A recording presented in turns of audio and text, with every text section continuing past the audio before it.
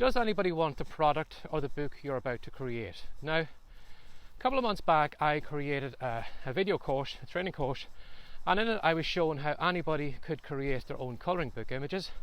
Now, because some of my people on my list are people who do low content books, so in the case of that they will be doing like journals, they'll be doing colouring books, workbooks, all those different things that, you know, the customer would do all the work on. So I thought, well, if I'm creating a colouring book course, that should be really, really successful, because who wouldn't want their own colouring book images? Who wouldn't want to be able to grab some image that was free to use, you know, that was copyright free on the web? Who wouldn't want to turn that into a colouring book image if it was really, really good, and have it in their next colouring book? So, as you would probably think, well, you know, that sounds like a great idea. You're opening people up to a world of content that they can use, and you know, they're never going to be short of colouring book images. They don't need to be able to draw, they don't need any artistic talent at all. And in fact, I show people how to do it with a free piece of software, and they can create their first colouring book image probably in less than 5 minutes. And in one case I shown my son, he was 7 at the time, how to create a colouring book image. So it was that easy, it was nothing complicated about it at all. Now you're probably thinking, wow, you know, if I was in that niche, that would probably be something that I would jump all over. I would be interested in that. And that's what I thought when I released that product. I thought, you know, I would be beating off the customers because I have given them all the power. They don't need to buy any images from anywhere else. They can basically just start creating their own content and not have to worry about buying image packs or paying for an illustrator or hiring somebody to do the job for them. They could do it all themselves and do it all in 10 minutes or so after they had watched the videos. But what surprised me was that course didn't do well. I had other courses where I had sold ready-made content that people could just slot into a colouring book, and you know, they would have their own colouring books done probably in less than 10 minutes. But in that case I had given them ready-made content. So you'd assume that if I was giving somebody ready-made content, or if I was offering them a course, that they could actually go ahead and create all their own content. You would have assumed everybody would jump the other way and buy the course, so they had the freedom to create all their own content. But no, I actually found that I was selling more of the image packs than I was of the video course. Now, why is that? Well, and it was something I didn't wake up onto until recently, was that nobody was looking for that course. Even though I had this great idea in my head, I thought to myself, this is fantastic, this is something that I would love to have, this is something that they would love to have, because it frees them up, it allows them to do all these different things. You know, it's just like shooting fish in a barrel. There's no way they won't look for this product, they'll snap it up straight away. But no, nobody was looking for it. And because nobody was looking for it, it didn't sell well. Whereas if I done a Google search for people who were looking for image packs for colouring books, I probably could have found a lot of searches that way. And I would have found the amount of people who were searching for those image packs were a higher level than the people who were asking that question, how do I make my own colouring book images? And that's something you need to keep in mind. As I said, I was slow to wake up to that, and it was something I had read recently in a course Eben Pagan had put together, and that was one of the things he says when he moves into a niche and when he creates a product that is really, really successful. He does his homework first. He doesn't just throw something together and put it out there and look and see how it does. What he does is he looks to see, is anybody actually looking for that course? You know, if you were maybe moving into a niche, maybe that was maybe arthritis or something like that, and you had thought, well, I have a great cure for arthritis. This person only needs to do these 3 exercises every day and it'll loosen up their back and it'll reduce their back pain. But if nobody is searching for that, if nobody is searching for exercises to relieve arthritis, no, they probably are, I'm just pulling this example out of my head, but if nobody was looking for that example, it wouldn't matter if you did create that product and did create the best product you could.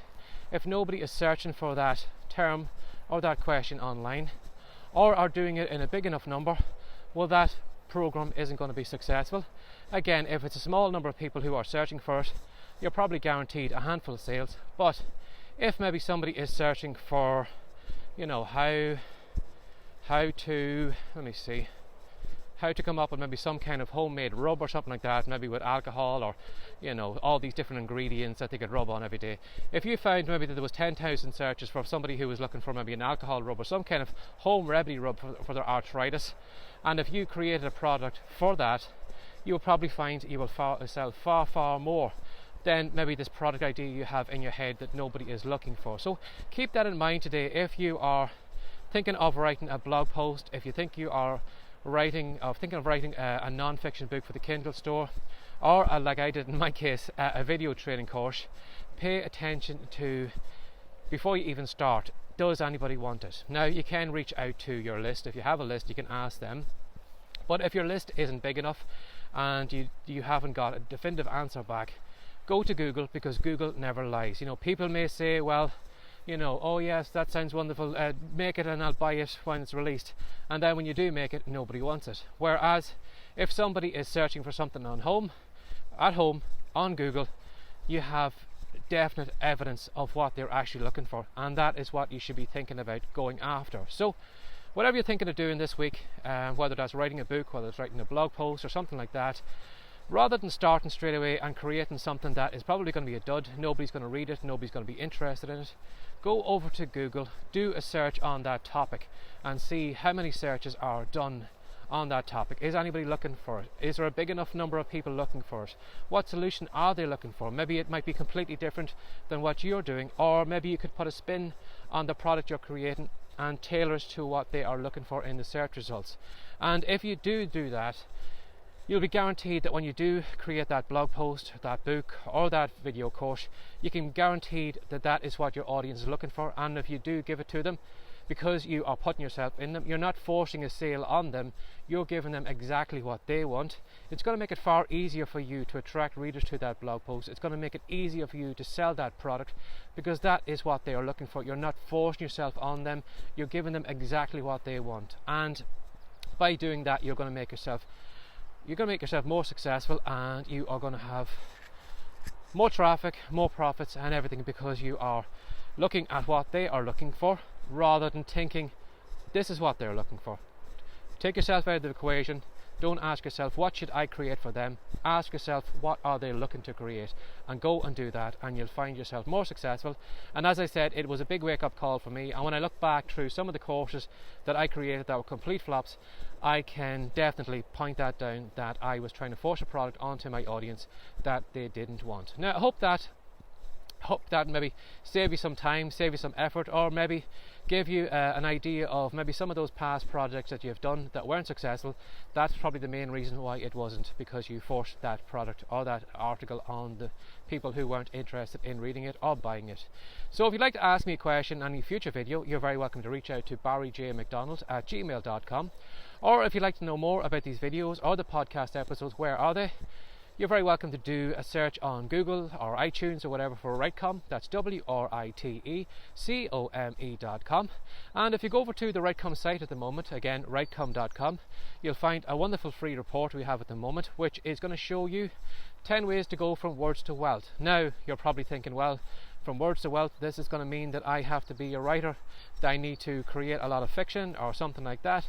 And I'm here to tell you that you don't even need to be a great writer to make money from your words. In fact, in one of the examples, I'm going to show you how you can make a whole merchandise line of products with only a handful of words. Now, if that intrigues you, or you want to put my free report to the test, again, come over to the site, download the report, give it a go, and I challenge you not to come up with some money-making ideas at the end of it. So, as always, thanks for sharing your time with me again today. Take care and have a great day. Bye-bye.